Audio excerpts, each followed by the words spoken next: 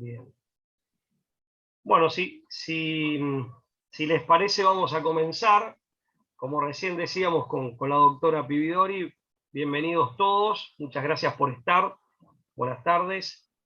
En el ciclo de principio de razonabilidad, ciclo de conferencias sobre principio de razonabilidad que venimos desarrollando en el marco del Instituto de Ética y Formación Profesional desde noviembre del año pasado, y es un ciclo con proyección y con ánimo de continuar.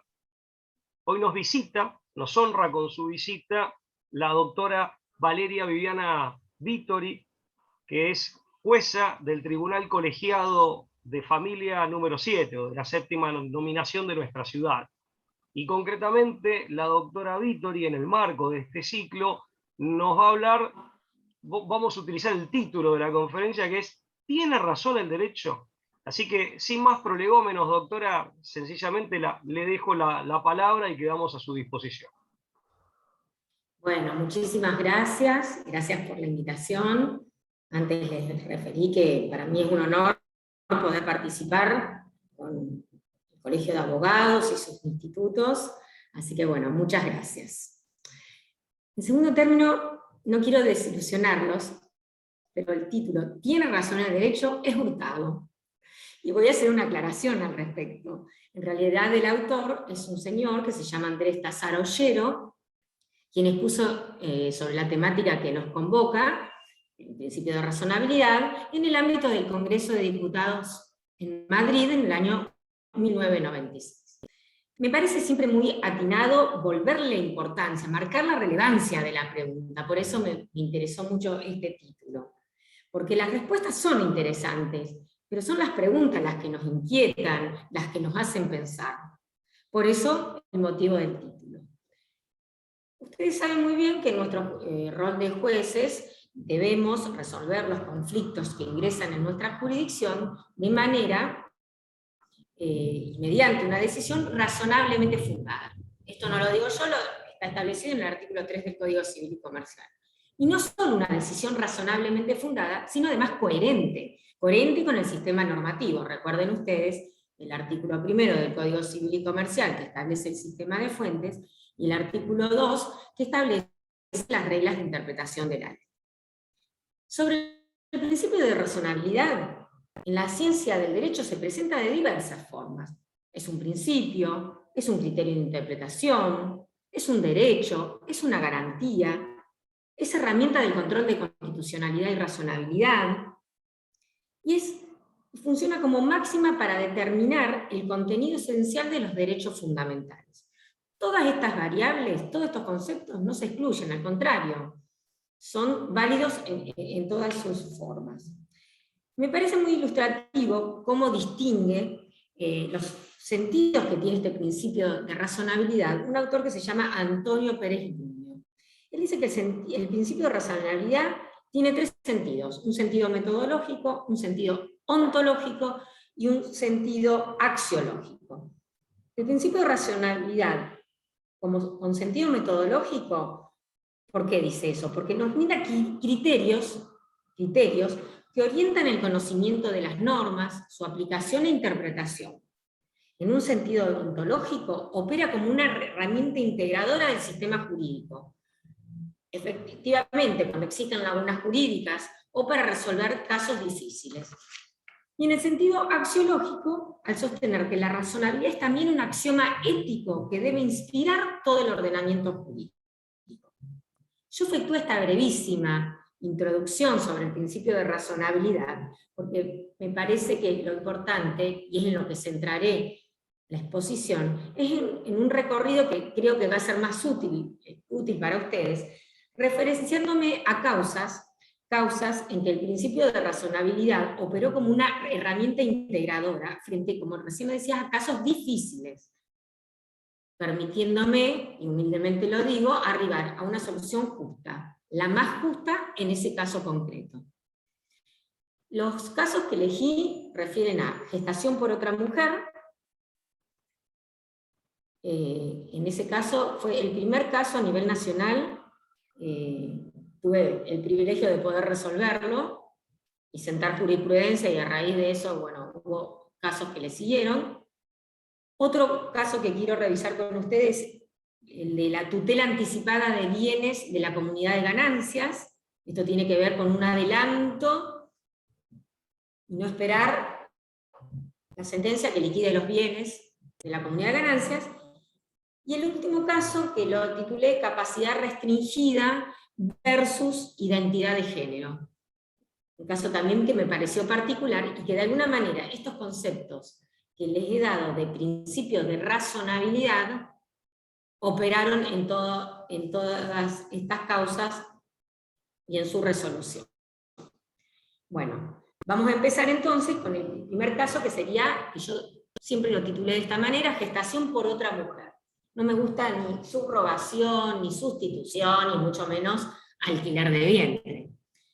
Algunos ya habrán tenido la oportunidad de escuchar el análisis del caso, porque bueno, como les decía, tuvo mucha difusión, porque fue en diciembre del 2014 que lo debí resolver. Recuerden que no se había dictado el Código Civil y Comercial, estábamos con el código anterior, o sea que fue en un punto de inflexión. Me parece relevante determinar que algo que es clave, que la ausencia de una ley que fije pautas claras y concretas al respecto. Situación que se mantiene hasta la fecha, porque ustedes recordarán que si bien el anteproyecto del Código Civil y Comercial preveía la norma 562, claramente todos los requisitos para la gestación por sustitución, como fue nombrada, esa norma finalmente no formó parte del Código Civil, por temor seguramente, pero bueno, no fue regulada. Entonces, como les decía, la ausencia de una ley resulta crucial porque no tenemos pautas, ni claras ni concretas. De hecho, este fue el trasfondo que tuve que resolver en el año 2014. Todos sabemos que esta práctica se realiza, y esta práctica se realiza en el exterior y se realiza en la Argentina, y con bastante frecuencia. Una práctica que podemos decir que va más allá de consecuencias morales y éticas que sufren o no las partes involucradas. Piensen en el matrimonio, la pareja o monoparental que pretende tener un hijo, lograr el reconocimiento de la voluntad procreacional y la inscripción del niño. Pensemos en la mujer gestante, pensemos en el hijo por nacer. Esto también trae consecuencias en el plano legal, porque los abogados, ustedes se ven obligados a armar estrategias para ver cómo de alguna manera esto puede ser reconocido. Y a nosotros los jueces también nos es complejo, porque a través de la sentencia y conforme a la discrecionalidad y la cabeza que cada juez pueda tener, va a resolver la causa, en un marco de incertidumbre para los protagonistas de esta cuestión. Con lo cual, en este caso fue un pedido de autorización, o sea, previo a la transferencia de los embriones. Pero imagínense en los hechos ya consumados. Otro arduo trabajo por parte del juez, cómo poder encajar de alguna manera esa voluntad procreacional con la persona que parió a ese hijo, con las normas del Código Civil en su momento, o que son las mismas del Código Civil y Comercial ahora.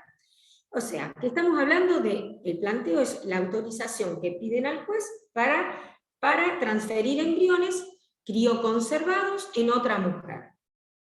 Esta temática, como verán, involucra aspectos científicos, tecnológicos, cuestiones de género, creencias religiosas, hasta aspectos económicos e ideológicos. En cierta forma, ustedes observarán la relevancia del caso, porque estamos frente a la vida misma. Perdón. Además estoy de turno, así que perdón por la interrupción. Con lo cual, ustedes ven la relevancia del caso, porque en manos está autorizar o no autorizar. Y se trata de la vida misma. Había embriones crioconservados.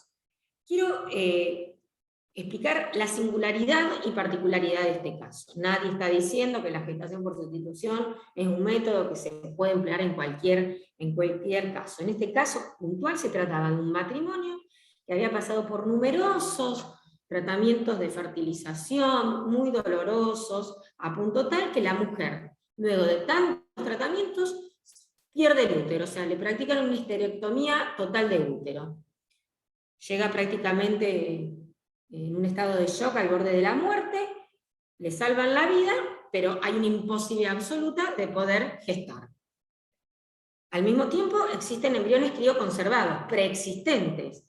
Embriones crioconservados que debo decir que el material genético era aportado por el señor, por el marido, y el óvulo era donado.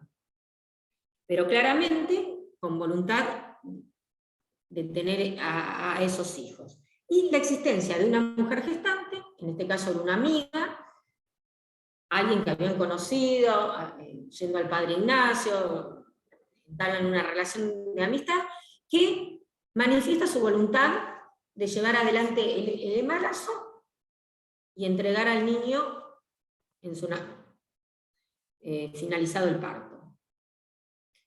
Se dan cuenta de la delicadeza del caso, ¿no es cierto? El panorama, si bien parece desalentador por la inexistencia de normas, en el caso concreto yo dirigí mi mirada a una serie de normas, leyes, principios, para poder abordar realmente la multiplicidad de aspectos que están en juego en el caso. Por supuesto, tuve que tener en cuenta los avances científicos, las nuevas familias, las formas irregulares de la afiliación, como así también el poder económico de los involucrados. Este caso es sumamente singular. Consideré que atender al deseo procreacional de los peticionantes y defender la autonomía a la hora de elegir su forma de vida era el único camino valioso, el único camino para hacer justicia. Y justicia también era habilitar a esta mujer gestante, quien presta consentimiento, después les voy a explicar, habilitarla a que pueda, a través de su autonomía personal, aceptar oficiar de gestante. Como les decía antes, el marco legal era el Código Civil anterior de Vélez, imagínense que eso no estaba previsto, la ley de fertilización, la ley de filiación y patria potestad, el proyecto del Código Civil, pero no era norma. Obviamente que tuve que recurrir al principio de razonabilidad y a una serie de leyes como la ley de fertilización, que abre puertas para las técnicas de reproducción humana asistida, la ley de matrimonio igualitario, para el matrimonio civil de personas del mismo sexo, la ley de Programa Nacional de Salud Sexual, no los quiero abrumar con la ley de derechos de pacientes, la ley sobre discriminación, y ciertos fallos dictados por la Corte Interamericana de Derechos Humanos, puntualmente me refiero a Furlan contra Argentina, y Artavia Murillo versus Costa Rica, que como ustedes saben, formar parte de la Convención Americana de los Derechos Humanos, hace que estas sentencias, estos fallos, nos vinculen y sean aplicables. ¿Se acuerdan del caso Furlan y familiares? La Corte estableció estándares jurídicos en relación a las personas con discapacidad. Y claramente, esta mujer que pierde el útero, se encuentra en una situación de discapacidad. O sea, no puede llevar adelante un embarazo. Y en ese caso, la Corte Interamericana destaca claramente que tienen el derecho a la igualdad de condiciones y a una protección especial por sus condiciones de vulnerabilidad las personas con discapacidad. El caso de Artavia Murillo versus Costa Rica es un caso sumamente valioso que me ayudó muchísimo a poder resolver este caso, en el sentido, brevemente les comento, Costa Rica prohibió la práctica de fertilización in vitro. Esto significó un gran perjuicio para muchas personas que estaban en tratamiento, y truncándoles de alguna manera el proyecto de vida familiar, el derecho a la maternidad, el derecho a formar una familia, y de alguna manera menoscabe y discrimina a las personas por su condición de vulnerabilidad, ya sea por razón de su estado físico, por su género o por circunstancias económicas. Fue a partir de este marco, en virtud del principio de razonabilidad, en este criterio de integrar, de esa función integradora que les había hablado antes, de decir, bueno, esto es un caso difícil, esto es un caso que no está normado, si bien también apelé el artículo 19 de la Constitución Nacional, todo lo que no está prohibido está permitido, con todo este marco, y en virtud del principio de razonabilidad, argumenté para poder habilitar y ordenar la transferencia de los embriones crioconservados del matrimonio en la mujer gestante. De más está decirle que cumplí con todos los requisitos que esa norma proyectada, la 562, establecía los requisitos de gestación por subrogación. Por supuesto, fue fundamental una evaluación transdisciplinaria en la mujer gestante. Es decir, que ella tenga pleno conocimiento de lo que está haciendo, de los riesgos de embarazos múltiples, del trabajo de parto, de muchas cuestiones que, como les decía, conformé un equipo interdisciplinario con médicos forenses, la psicóloga del tribunal, fundamentalmente ellos dictaminaron, digamos que era plenamente consciente de todos los riesgos y pusimos en conocimiento, por supuesto también a través de una audiencia. Entonces, teniendo en cuenta que este tablero que se forma, matrimonio con voluntad procreacional, embriones crioconservados y mujer gestante, yo me pregunté, ¿resulta razonable desoír el deseo de este matrimonio de tener un hijo luego del trayecto recorrido, contando con la posibilidad cierta de una mujer que lleve adelante el embarazo? Negar la autorización significaría en este caso particular desoír los principios a los cuales me referí, desoír ese fallo tan interesante de la Corte Interamericana, en el caso Arcadia Murillo, y Furlan también versus Argentina, con lo cual en este caso concreto no es ni más ni menos que respetar esas directrices, habilitando de esa manera esta autorización. Me fundé en varios derechos que se contemplan en ese caso y en la Convención de los Derechos Humanos, derecho a la vida privada, familiar, integridad personal, libertad personal, no discriminación, derecho a la maternidad y conformar una familia. Es decir, la gestación por ausencia de útero o en caso de infertilidad, de alguna manera la ley de fertilidad me estaba habilitando. Si bien no expresa justamente esta práctica, si permite la ovodonación, permite la donación de espermatozoide, abre caminos y luego no podía sostener restringirlo en este caso concreto. Es decir, que la voluntad procreacional de este matrimonio debe ser entendida, el consentimiento de someterse a técnicas de reproducción humana asistida heteróloga, solicitan esta autorización para realizar las técnicas. O sea, tienen la valentía, además, esto debo reconocerlo, de venir al tribunal y decir, miren, juez, jueza, pida todo lo que quiera, autorícenos. Es mucho más honesto que realizar la práctica y venir con una impugnación de maternidad, decir, el material genético es nuestro, impugnemos y juez reconozca que este hijo es mío. Ahora bien, ni el artículo 242 del Código Civil derogado, ni el artículo 565 de hoy permiten esto, y todo este planteo se ve conmovido, porque nosotros seguimos teniendo la norma que dice, ¿quién es madre? Es madre la que da luz. Se darán cuenta que la mujer gestante, que nunca quiso ser madre, solamente prestó voluntad de llevar adelante el embarazo, no podemos imponerle ser madre. Y como dice Leonora Lam, madre es querer ser madre. Y si ese deseo o querer no existe, es un acto totalmente de injusticia imponerle a otra persona esa voluntad.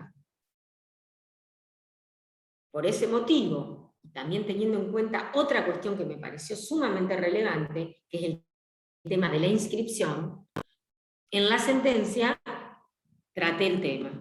Es decir, padres y madres son los que tienen voluntad procreacional, es decir, quienes son los titulares de esos embriones crioconservados. Para no dejar en un limbo a esa criatura, pase lo que pase, nazca con vida o no, los padres, de alguna manera, la sentencia permite que no se pueda arrepentir ni la mujer gestante, ni los padres con voluntad procreacional. En la misma sentencia hay una segunda parte en donde desarrollo la cuestión de la inscripción, para que este niño, como les decía, no quede en un limbo, sin identidad, sin nombre. Entonces, de esa manera garantizo el derecho a la identidad y que registralmente los asientos de inscripción de nacimiento coincidan con esta realidad. Entonces, fue muy simple, porque lo único que requerí es el certificado de nacimiento. Con ese certificado de nacimiento, y habiendo la sentencia contemplado toda esta cuestión, dicté un auto ordenando al director del registro civil la inscripción lisa y llana de la niña, siendo hija de quienes tuvieron voluntad procreacional, sin ningún, por supuesto, con los datos no los datos, sino con la obligación de quienes tuvieron la voluntad procreacional de hacerle conocer el origen biológico y gestacional. No hubo ningún inconveniente, la niña nació y en definitiva fue mucho más transparente que, como ya les decía, otros casos que también deben ser resueltos, donde esta transferencia y el nacimiento han sido consumados. De alguna manera, esto es mucho más honesto y no hipócrita, atendiendo también a otra cuestión, que es la económica, en el sentido de que quienes pueden lo hacen en el exterior, casos de muchos actores y famosos, que ustedes saben muy bien a quiénes me refiero, y de alguna manera poder dar una respuesta con argumentos, considero, sólidos y coherente con el sistema normativo y con este principio de razonabilidad, como yo bien les decía, qué sentido tendría, cuál sería la razón de desoír la voluntad de estas personas y la voluntad y consentimiento informado y analizado todas las pautas físicas y psicológicas de esta mujer que prestó su vientre para llevar adelante el embarazo.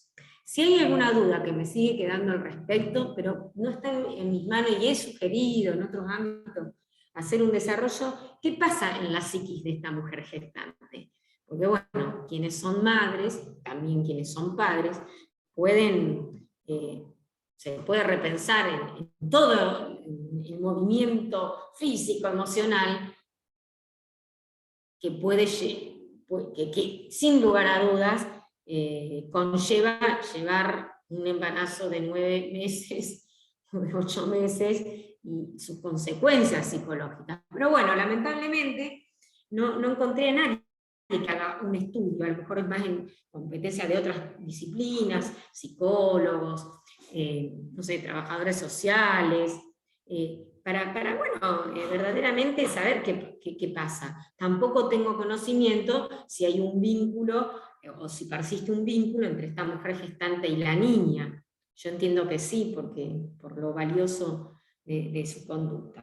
Así que bueno, ese fue un primer caso. No tenía normas concretas de gestación, sí un marco normativo nacional e internacional, pero donde el principio de razonabilidad para dar una respuesta concreta, clara y justa me sirvió para integrar esa laguna jurídica y resolver este caso difícil. No sé si quieren hacerme alguna pregunta o lo dejamos para el final. Y vuelvo y tomo el otro caso que les traje para analizar. ¿Cómo querés, Pablo? Si te parece, Valeria, si te parece bien, dejamos las preguntas para el final. Para el final, perfecto. Ustedes tomen nota. Bueno,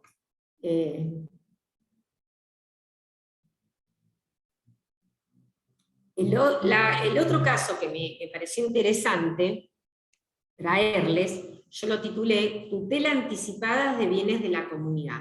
Esto está relacionado a la violencia económica contra las mujeres. Doy por descontado, porque son todos abogados, que conocen medianamente el marco normativo interno e internacional y los estándares internacionales del acceso a la justicia de las mujeres. Pero bueno, a lo mejor está bueno que les lea rápidamente el artículo 4 de la Ley 26.485 sobre protección integral de las mujeres, en el que define la violencia contra las mujeres como toda conducta, acción u omisión, que de manera directa o indirecta, tanto en el ámbito público como en el privado, basada en una relación desigual de poder, afecta la vida, la libertad, la dignidad, la integridad física, psicológica, sexual, económica o patrimonial, como así también su seguridad personal. En tanto, violencia indirecta es toda conducta, acción, omisión, disposición, criterio, práctica discriminatoria que ponga a la mujer en desventaja respecto al varón. Conocen esto, sí me imagino muy bien, la violencia económica y patrimonial, que se dirige a ocasionar un menoscabo en los recursos económicos o patrimoniales de la mujer a través de la perturbación de la posesión o tenencia de bienes, pérdida, sustracción, destrucción de bienes, de instrumentos de trabajo, la limitación de los recursos económicos destinados a satisfacer sus necesidades, el control de sus ingresos, etc. Como verán, la normativa es clara, está claramente cuando existe esa situación de desigualdad, ese menoscabo en la mujer. Pero si bien la normativa en este caso es clara, a veces es difícil advertir este tipo de violencia. ¿Por qué? Porque está naturalizado, porque lamentablemente responden a relaciones de poder que se sostienen inclusive a partir de perjuicios fuertemente arraigados en nuestra sociedad. Partiendo de esta base, yo quiero revisar con ustedes cómo fue el caso concreto, que tiene muchas características puntuales, pero que se repiten también a la vez. Yo lo primero que hice fue observar el tipo de personas que tenía. Por un lado, una mujer de 45 años, los que viven en una localidad, que durante su matrimonio no trabajó, antes del matrimonio era maestra jardinera, luego del matrimonio, en el matrimonio, bueno, tienen 3 hijas, se deja esa actividad y se dedica a las tareas del hogar. En tanto el hombre, de la misma edad y de la misma localidad, es un productor agropecuario. Ya ahí verán que hay una gran diferencia. Se plantea entonces una tutela anticipada y provisoria de bienes. La mujer dice, estoy en una situación desesperante, ¿por qué esperar todos los procesos? Y fíjense, yo les dije primeramente que observé las características de estas personas. También tuve que detenerme en el entramado judicial. Juicio de divorcio, alimentos, atribución de la vivienda, medidas cautelares interpuestas por la mujer, venias y dispensas para vender el bien propio donde residía la familia por parte del varón, compensación económica. 3 cuestiones fueron relevantes en este caso. Por un lado, la mujer percibió alimentos durante la separación de hecho. Luego se reforma el código, la mujer opta por la compensación económica, deja de percibir alimentos.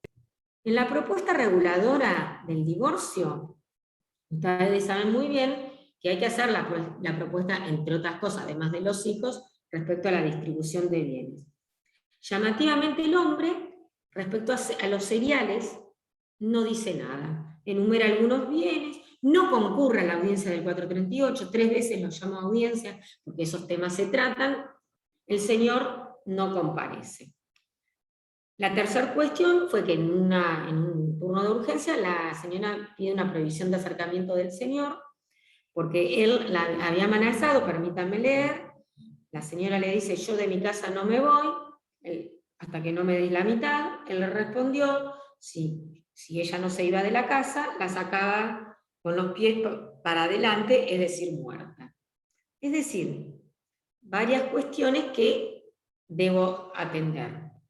Los hechos no controvertidos es que se divorciaron en el año 2016, que el efecto retroactivo de la sentencia y por ende de la comunidad de ganancia fue en marzo de 2016, que hay muchos bienes de la comunidad, pero de los cereales nunca habló, que los cereales aparecieron a través de una medida cautelar que inicia la señora, que además pidió el secuestro y embargo de esos cereales. La mujer no percibe alimentos, no percibe un solo peso, la compensación económica no avanzó, la mujer no tiene un trabajo registrado, empezó a vender, hacía bandejas de desayuno, mientras tanto el demandado, un productor agropecuario, que abona una exigua cuota alimentaria a favor de las hijas.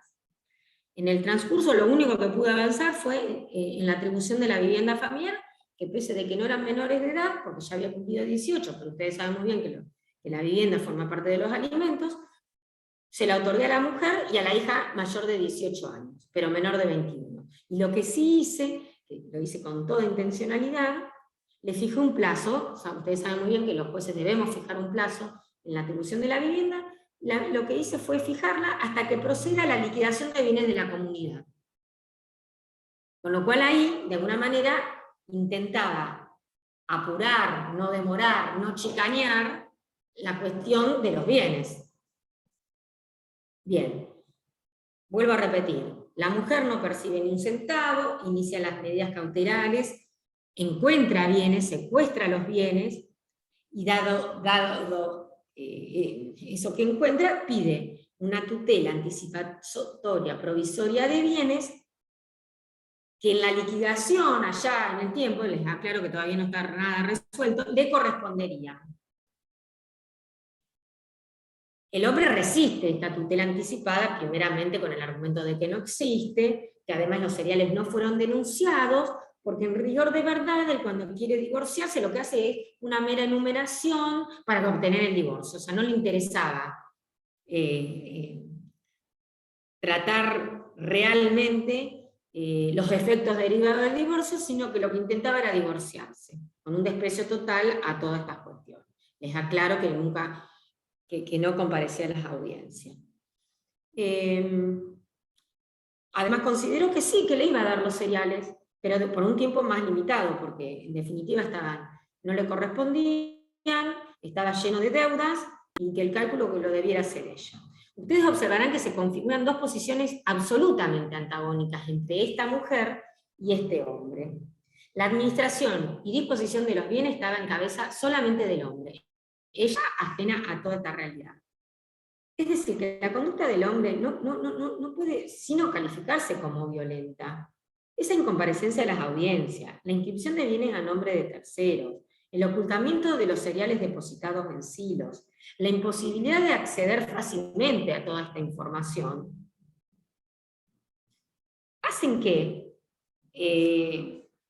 deba tomarse nota. Además, la señora estaba afectada psicológicamente y acreditó estar sufriendo un cuadro de agorafobia y crisis de ansiedad. Fíjense, además, los argumentos del hombre. El hombre dice, la mujer tiene ingresos, serán en negros, pero tiene, como docente de un jardín en forma intermitente y un negocio de ventas de desayuno. Además, que ella administra y dispone de la cuota alimentaria de las hijas. Además, dice que cuando estaban juntos no cocinaba, que hacía viandas, en vez de cocinar con sus propias manos, que además había jardinero en vez de cortar el césped, que te contaba con una persona que hacía limpieza, que no le sorprende, eso lo dice en los escritos, que además no le sorprende que como está haciendo dieta bajo órdenes del médico endocrinólogo, esa dieta sea para acreditar en autos que bajó de peso por no poder alimentarse. Yo esto no lo estoy inventando, es textual. Y respecto a que encontró los cereales a través de una medida cautelar sumamente compleja, con un muy buen trabajo de las abogadas que la patrocinan, el hombre se defiende diciendo que los cereales que ha descubierto, que aparecen como una acción investigativa subrepticia y reveladora, no tienen carácter ganancial. Y que es ella la que debe determinar a ver cuánto le corresponde.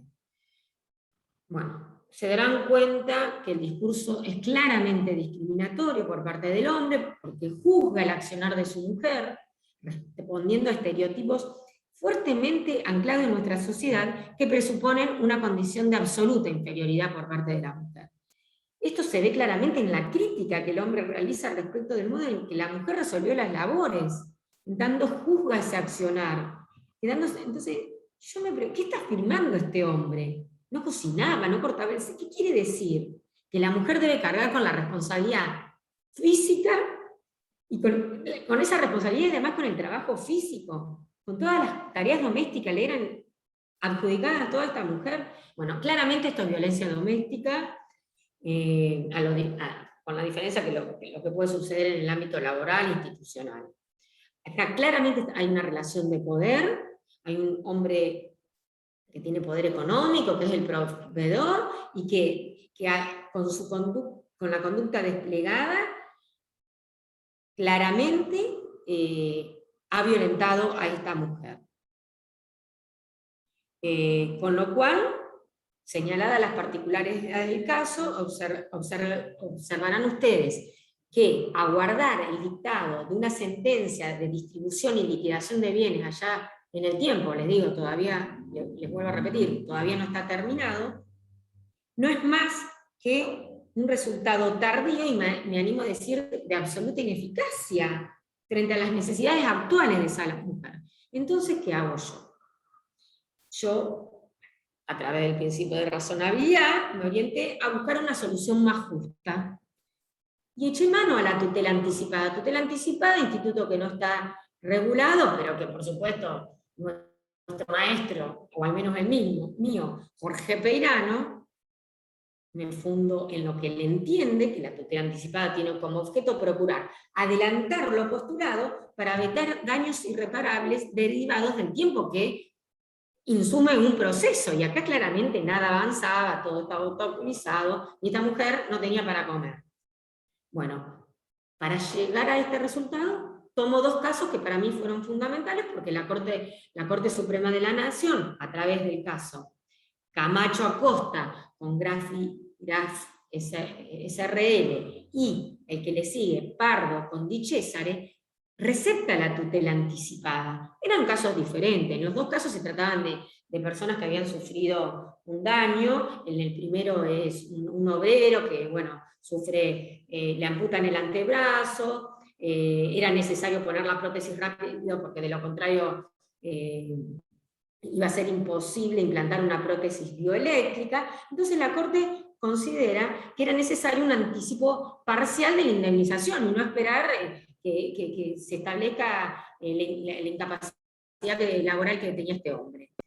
En el otro caso se trata de una joven víctima de un accidente de tránsito que quedó en estado vegetativo y también requería adelantos para cuidar ese estado de salud tan especial. Entonces yo digo, bueno, en este caso no hay una cuestión netamente de salud, pero sí hay una urgencia. Si esta mujer no puede esperar el dictado de la sentencia de distribución y liquidación de bienes, hay seriales. Ella lo que pide es el 50% de todos los bienes. Yo no otorgo eso, pero a través y con fundamento en estos fallos, por tener convicción suficiente sobre el derecho invocado, que es lo que requiere la tutela anticipada, por la probabilidad de que el perjuicio sea irreparable. Exige una contracautela mínima, por supuesto, y lo que hice fue darle un plazo de 3 días al demandado para que le dé el 50% de los cereales, que eran importantes, que estaban, digamos, depositados de una manera en agricultores federados argentinos, haciéndole saber que si en 3 días, por supuesto estaban embargados y secuestrados, ¿no?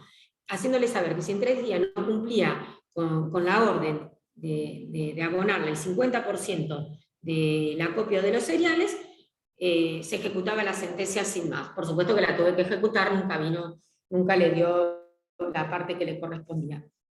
De esta manera yo les quiero decir que el principio de razonabilidad me orientó a intentar resolver otra vez de la manera más justa el caso concreto, al poner el acento en el valor eficacia de la función jurisdiccional, la cual conlleva hacer efectivos los derechos que estaban en juego, y de esa manera asegurar un servicio de justicia y evitar el riesgo de una sentencia favorable allá en el tiempo, pero ineficaz por tardía.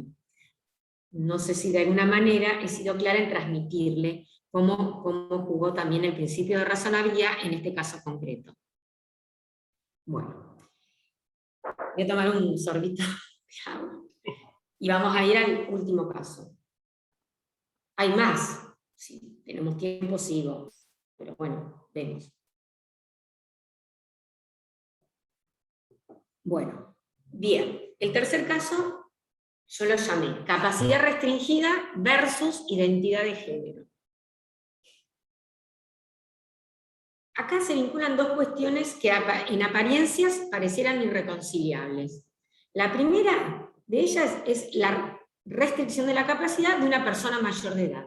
La segunda, cómo juega esa restricción de capacidad por afectación a la salud mental en relación a la autopercepción de la identidad de género. Les comento el caso. Yo mediante sentencia restringí la capacidad para realizar actos de administración y disposición de bienes, muebles y inmuebles de una persona de sexo masculino. Padecía una enfermedad mental. Yo dicto la sentencia, uno a veces pierde el control si fue inscripta o no fue inscripta, dicto la sentencia, y previa a su inscripción, o sea, inmediatamente no fueron con el oficio para inscribir la capacidad esta restringida, esta persona de identidad hombre, realiza por su cuenta el trámite administrativo modificando su identidad de género. Se inscribe como se autopercibe, Sofía. Ya no es más José, es Sofía. Luego, en este escenario, evidentemente, bueno, la problemática se plantea cuando ingresa el oficio que ordena al director registrar en forma marginal la sentencia que limita la capacidad para administrar y disponer bienes, con el nombre y sexo masculino. Entonces el director dice, informa al tribunal la imposibilidad de tomar razón, porque esa persona esa partida fue inmovilizada, hay una nueva partida con un nuevo nombre, con un nuevo sexo. Además está decirle que está sumamente preocupado porque una persona con capacidad restringida había modificado y había hecho administrativamente su cambio de identidad. Y estaba muy preocupada a punto tal que pensaba anular ese acto porque decía, ¿cómo una persona con capacidad restringida puede hacer este acto administrativo de autopercepción? Bueno, lo cual es una locura, ¿no? Bueno, esta situación me obligó a reflexionar acerca del camino a seguir. Este análisis me llevó a efectuarme la siguiente pregunta. ¿Resulta razonable que la declaración de capacidad restringida por actos de administración y disposición de bienes limite la capacidad para decidir sobre la autopercepción de género? ¿Debe el Estado extremar los recaudos para recepcionar dicha decisión? ¿Se deben pedir más cosas? ¿Se cometen actos discriminatorios al no recepcionar la decisión en relación a la autonomía para decidir modificar su género? ¿Qué ocurre con el tan mentado principio de tutela judicial efectiva y las 100 reglas de Grasilia respecto a sobre las personas sobre acceso a la justicia y las personas en condiciones de vulnerabilidad, en este caso con una capacidad restringida? Frente a este cuadro de situación, decidí actuar en forma práctica y razonable y coherente, como les decía. Entonces lo que hice fue, yo la sentencia ya la había dictado, pero en el mismo proceso, no iba a ser un proceso nuevo, porque ahora es Sofía, no. Digo, ¿cómo respeto esto? Entonces dije, convoco una audiencia. Vino la persona con capacidad restringida, vino su curador provisorio, que era nada más y nada menos su padre, y el defensor. Yo les tengo que decir que este José siempre fue Sofía. En oportunidad de la entrevista personal que debo tener con todas las personas que piden la capacidad, que se le restrinja la capacidad, este contacto personal con el denominado insano, era Sofía, siempre Sofía. Además, el acta yo la hice Sofía vino vestida de mujer.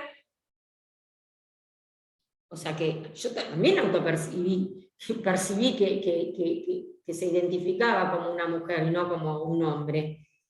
Por supuesto sigue sosteniendo lo mismo. El curador definitivo, que su padre contó la historia personal de su hija.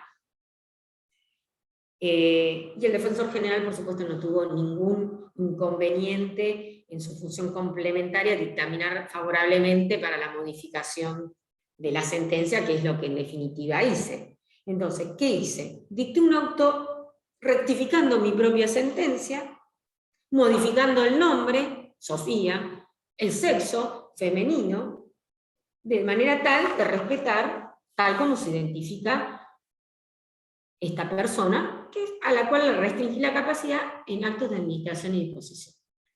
Argumenté que la ley sobre identidad de género tiene como objeto, sí, el establecimiento de un proceso administrativo sin intervención judicial, que fue lo que hizo, que permite a los ciudadanos ejercer su derecho a la identidad sexual, y por tanto solicitar la rectificación de la parte registral del sexo, cambio de nombre e imagen, cuando no coinciden con su identidad autopercibida.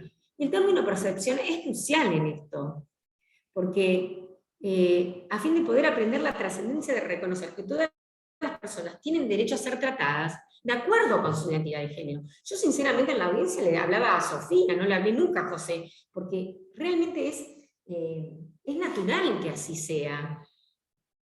Es decir, que la identidad de género ha sido definida como una vivencia interna e individual del género, tal como la percibe el que siente. Si esa persona, por más que esté restringida su capacidad para administrar, siente que es mujer, yo no puedo poner en tela de juicio si sabe lo que hizo o no hizo cuando fue a hacer el acto administrativo en el registro civil y cambiar su autopercepción. Esos argumentos, y ahora podría dar un argumento más, además de la Convención sobre los Derechos de las Personas, que hablan del goce y pleno de las condiciones de igualdad, de todos los derechos humanos, libertades fundamentales y respeto de la dignidad, ahora tendré un argumento más, y se los transmito, porque luego de haber hecho esto, justamente más o menos en esas circunstancias, la Corte Interamericana dictó una opinión consultiva, la 2417, que fue solicitada también por Costa Rica, en relación a la identidad de género, igualdad y no discriminación respecto a personas del mismo sexo, destacó esto. Miren lo que dice la Corte Interamericana, qué bien y qué aplicable es a esto. El sexo, el género, las identidades, las funciones y los atributos construidos solamente se constituyen en rasgos que dependen de la apreciación subjetiva solamente de quien lo detente. ¿Cómo yo voy a poner en tela de juicio? ¿Cómo el director del registro civil va a poner en tela de juicio si la persona se autopercibe como Sofía y como mujer? Entonces, resulta razonable, a fin de hacer efectivos los derechos reconocidos a las personas con capacidad restringida, atender a la autopercepción de género, por encima de las exigencias que se le imponen a los sujetos que gozan de plena capacidad. Porque lo contrario sería obstaculizar los procedimientos administrativos o judiciales, resultaría discriminatorio y violatorio de los derechos a la intimidad y a la identidad, y contradictorio respecto a la protección especial que a este colectivo, incluidos los denominados derechos humanos de la tercera generación, debe respetarse. Ningún operador debe, entiendo yo, apartarse de estos criterios.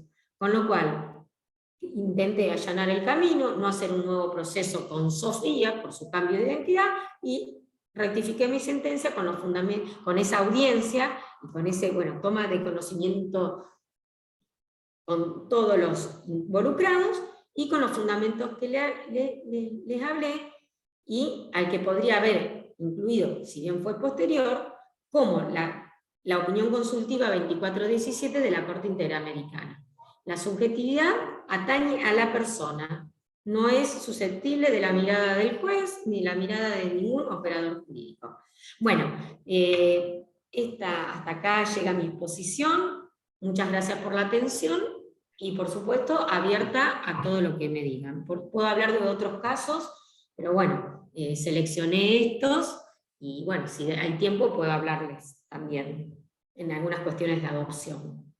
Muchas gracias a vos, Valeria. La verdad que ha sido una exposición muy clara, por demás de interesante. Hay muchísima tela para cortar, por así decir, y seguramente ahora en este espacio de preguntas y de opiniones e intercambio, seguramente eso se va a ver reflejado.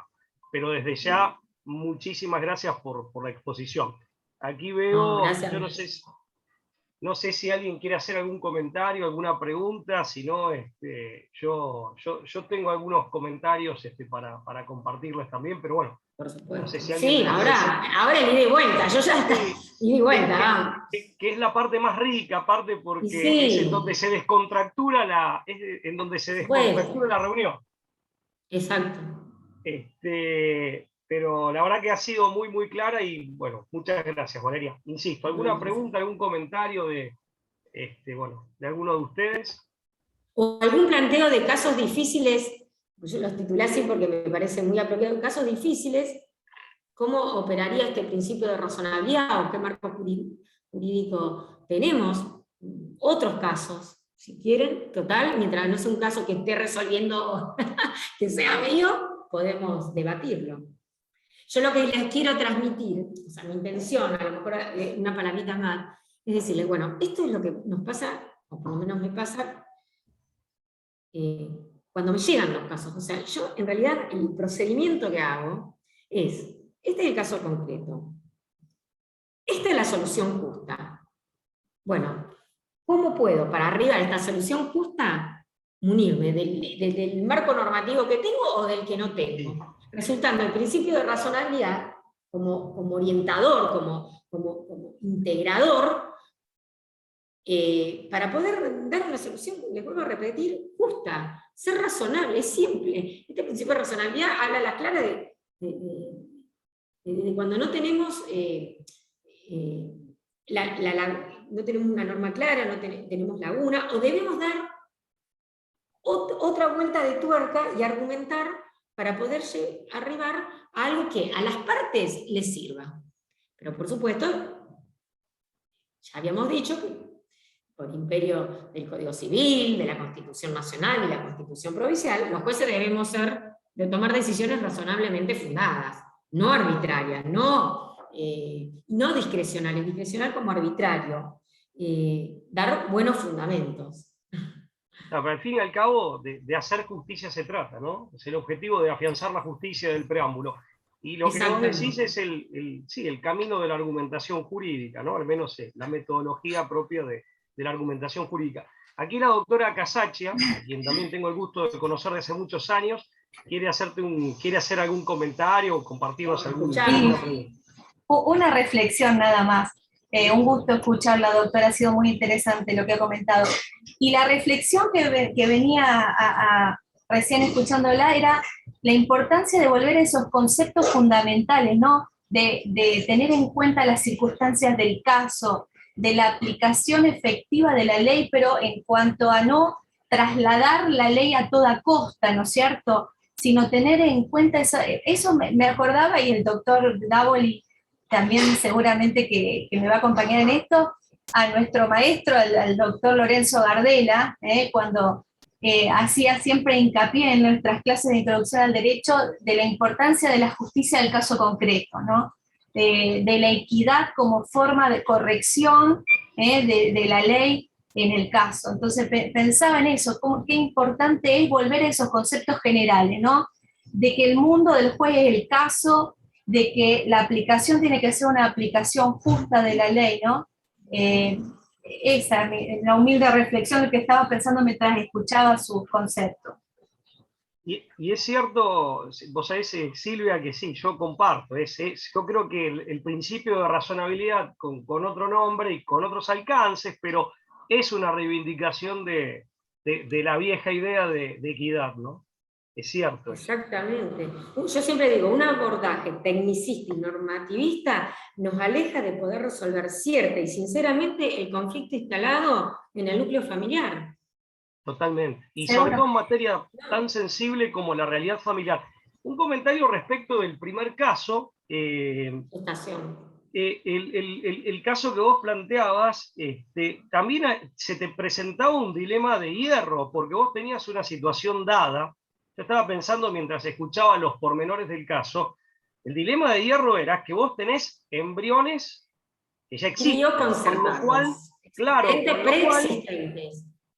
eran preexistentes, a eso me refiero, con lo cual una decisión negativa de tu parte hubiera implicado la continuidad, claro, o la muerte de los embriones, lo cual sería de una gravedad mayor todavía. O sea, te generaba también un dilema, también de los derechos que vos hiciste una reseña muy clara de los derechos en juego y los legítimos intereses en juego por parte de todos los adultos intervinientes. También estaba el derecho a la vida de esos embriones que evidentemente esa situación ya estaba producida, con lo cual eso también condicionaba, me imagino, tu decisión. Por eso yo hablaba de que se trataba de la vida misma, Además, tampoco sobre los embriones hay regulación, o sea, que pueden ser desechados, pueden ser donados, o sea, si dejan de pagar los interesados esa cuota, que además es que es en dólares, de mantenerlos, no sé, son desechados. Sí, Y lo cual es también la una donación realidad me parece terrible. tremendo donarlos, entonces son con material genético, entonces todo eso en este momento en Argentina no hay nada regulado, y siempre es mejor una regulación para las pautas claras. Sí, Totalmente. totalmente, toda la cuestión de los embriones. Sí, porque se está disponiendo, en definitiva, de personas por nacer, de vida humana, como si se tratara de cosas. Es una cosa terrible eso. Sí, Sí, sí, sí. sí, sí. Eso es materia para otro debate, pero. Y no avanzan, y por ejemplo de gestación por sustitución hubo muchos proyectos, pero pierden estado parlamentario. Y después de esta sentencia hubo muchísimas. Yo senté jurisprudencia con esto, con este fallo. Y bueno, mientras no haya una regulación, esto es lo que va a pasar. Y aún peor, los que lo hacen vienen entonces con el hecho consumado. Y Acá por respecto lo menos hay del... un mero control judicial. Porque Sí, sí, además las instituciones médicas no están queriendo hacer esta práctica sin la autorización del juez. Se corren muchos riesgos de ello también. Entonces, a raíz de esto, yo por suerte tuve una situación, digamos, el caso era una amiga, una conocida, porque también otros casos es la hermana, la cuñada, cosa que también nos hace pensar, es la tía, o sea, yo me cuestiono de alguna manera y me gustaría que alguien tome la posta, inclusive ustedes a lo mejor lo pueden hacer o a través, ¿qué pasa en la mujer gestante? ¿Qué pasa en la psiquis de la mujer gestante? Si es que nos podemos involucrar, porque también hace su vida privada. Claro. Con alguna insolencia. El desorden hormonal posterior que hace que uno se confunda con las decisiones previamente tomadas. Claro. Más allá de la gestación, por sustitución, ¿no?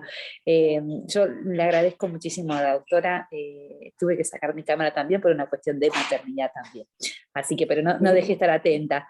Y me reflexionaba respecto a este primer caso, un poco lo que a veces conversamos con los alumnos, que parecía una discusión del siglo XVII, XVIII, XIX, sobre esta disputa entre empiristas y racionalistas, y digo, cómo a veces la ausencia de casos empíricos que permitan tener alguna solución inductiva, es decir, bueno, la experiencia habla por sí misma, por la multiplicidad de situaciones, entonces podemos entender.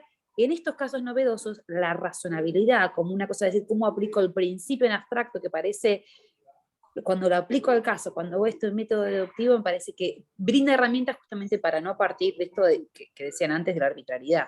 Ahora, también esto que la doctora decía al principio, ¿no?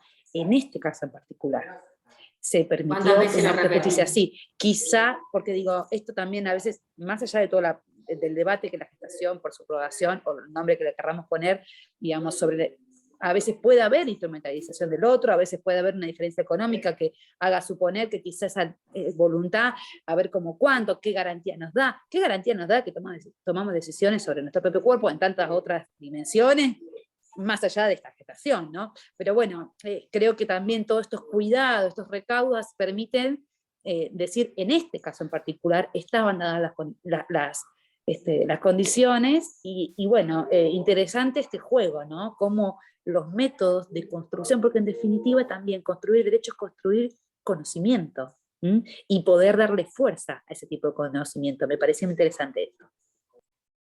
Es que yo decía que con alguna insolencia, porque vos lo recalcabas, Valeria, como objeto de tu atención, y digo con alguna insolencia porque soy el único varón de la sala, soy el único hombre de la sala, pero quisiera hacer un pequeño aporte. Hace unos años atrás, un médico conocido de la ciudad, un médico, bueno, con el que forjé una relación, un estudioso, me comentaba que en el tránsito digamos, del óvulo fecundado, en el tránsito a su, digamos, implantación natural del útero, que es lo que no podía pasar con esta señora justamente, hay todo un intercambio. Él me decía, hay un intercambio que era de varios pisos o niveles, era molecular, genético, hormonal, celular.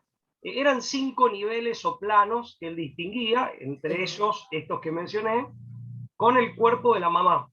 De manera tal, en este caso, sería de la mujer gestante, ¿no? Con lo cual, en ese tránsito, esto generaba cambios en el organismo de la madre, y él me decía, el famoso oído de madre, en el cerebro de la mujer, en realidad se debe a estos cambios, que se activan funciones, e incluso me hablaba de cambios anatómicos en el cerebro de la mamá, ¿no? Que esto se provocaba por ese diálogo o ese intercambio. Es cierto que en las implantaciones ese tránsito no se da, porque obviamente hay digamos, una implantación humana, de mano humana, pero yo creo que, me permito suponer, y esto va a quedar en las redes, y seguramente algún médico nos hará el favor de responder este interrogante que dejo planteado, me imagino que ese intercambio debe seguir aún estando ya el niño por nacer en el útero, ¿no?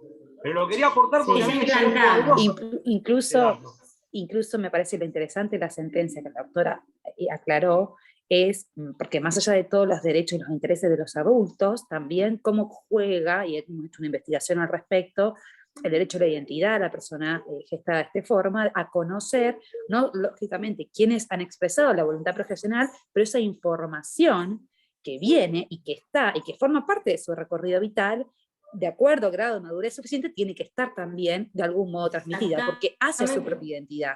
Entonces, eso que esté aclarado en la sentencia me parece también brillante. Ciertamente, ciertamente.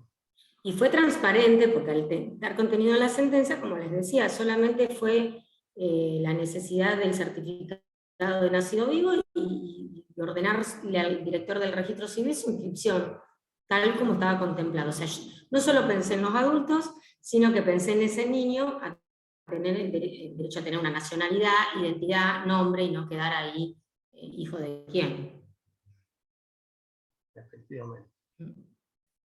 Valeria, y respecto del último caso, perdón, total, esto ya tiene una cierta, tiene la fluidez de un diálogo más informal, después si no volvemos al primero no hay problema, pero respecto del último caso, me quedé pensando que también es cierto que el caso se termina planteando por una cuestión netamente administrativa o burocrática. Era eso. Burocrático total, total, porque bueno,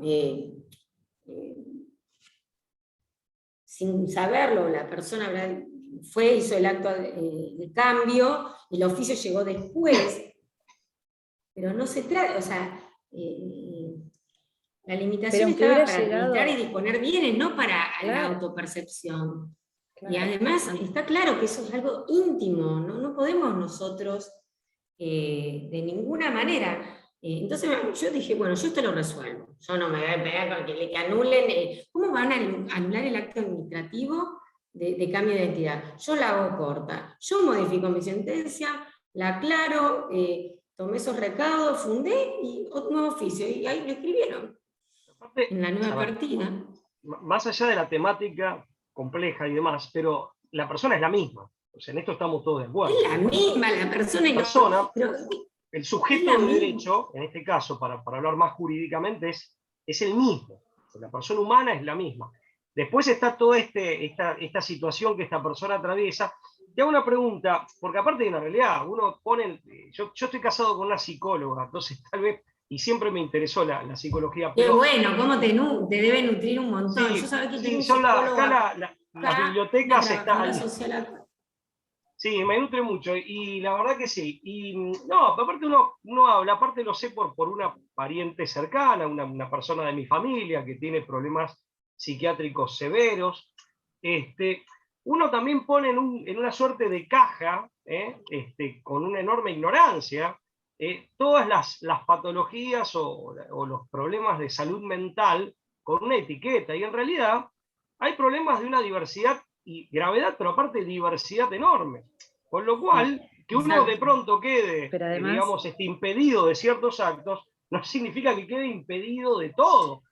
Habrá que siempre decir, Claro, este cambio de paradigma también que el código implica sobre las restricciones de la capacidad, realmente cuánto hay por hacer para que nosotros, todos los operadores del derecho, porque aunque hubiera llegado después de la sentencia, si el contenido de la sentencia no alteraba este acto de disposición, digamos, como cuánto todavía vemos una sentencia y hablamos de incapacidad, hablamos de incurador y hablamos de anulación total de todos los despliegues de la vida civil, que es muy rica. Entonces, creo que también esto habla de cuánto nosotros podemos seguir trabajando en encarnar esto razonablemente, que es el nuevo paradigma de trabajo de la salud mental y la capacidad como principio que permite mayor autonomía en general, ¿no? Sí.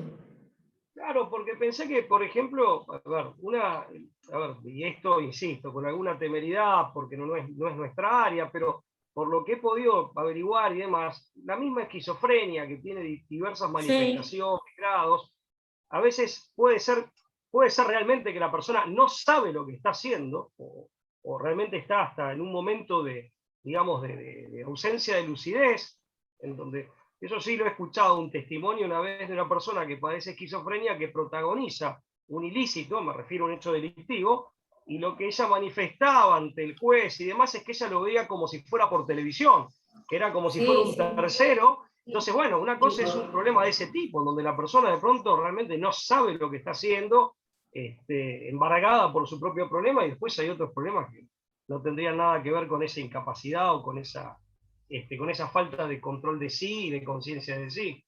Así que sí, ahí bueno, el trabajo de los peritos psicólogos y psiquiatras es fundamental, y en eso creo que, me permito decir, tal vez, y digo tal vez, Valeria, confirmame a ver qué te parece, si te parece errado o no, me parece que en eso el derecho penal, en el ámbito penal, tradicionalmente, justamente al evaluar la conducta típica, tradicionalmente en el ámbito del derecho penal la cuestión psicológica o de la posible incidencia de patología psicológica está más avanzada. O sea, o ha avanzado en otros tiempos más rápidamente porque tal vez se presentaran con mayor asiduidad casos en los que intervenía el fuero, ¿no? Ahora en realidad que con el Código Civil Comercial, que se parte de la presunción de capacidad y que para restringir la capacidad debe determinarse, los médicos forenses están trabajando muy bien, están ayornados a este nuevo paradigma. Por eso muchas veces tenemos que nombrar apoyo, parece un cambio de palabra, pero en realidad todas las, digamos, las actividades, libertades y autonomía que pueda rescatarse de una persona que tiene una patología, lo hacemos. Antes era todo capacidad restringida.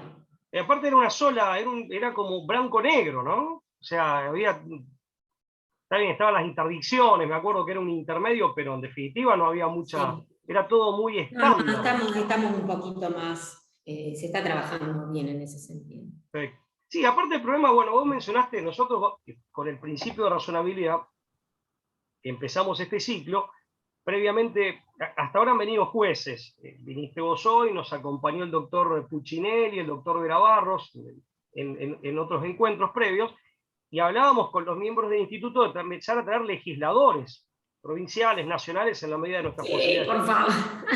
Claro, porque ahí yo me refería más que a los jueces a la legislación tal como estaba, ¿no? Con el viejo código. Porque obviamente tenemos que partir de la base que las leyes deben ser razonables, los actos administrativos deben ser razonables. Ellos debieran estar sumamente preparados para eso, porque después es lo que tenemos que aplicar. Claro, totalmente. Sí, totalmente. Y aparece, bueno. Yo estoy acá, digamos, escuchando esta charla que ustedes están dando, y en realidad yo vengo de la rama del derecho tributario, ¿no? A lo que me dedico, y una de mis obsesiones es el principio de razonabilidad de los actos administrativos, y sobre todo de la FIP. Entonces, por eso, digamos, mi interés en escuchar hablar del principio de razonabilidad, así que encantadísima, Pablo, si viene por ese lado de los legisladores y administrativistas. Sí, ¿por qué no? Un próximo encuentro. En la materia tributaria, bueno, ahí hay como yo decía, hay mucha tela para cortar. Próxima también. Actividad, hablaremos entonces. Avísenme porque si no parece. Bien, sería lindo, Pablo, ¿qué te parece?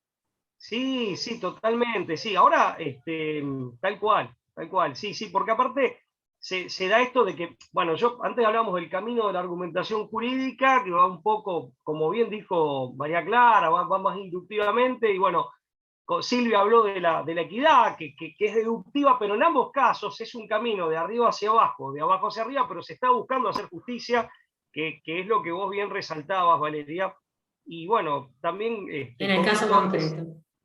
Claro, claro, que es en definitiva el que necesita la composición, ¿no? Que necesita la restauración de las relaciones.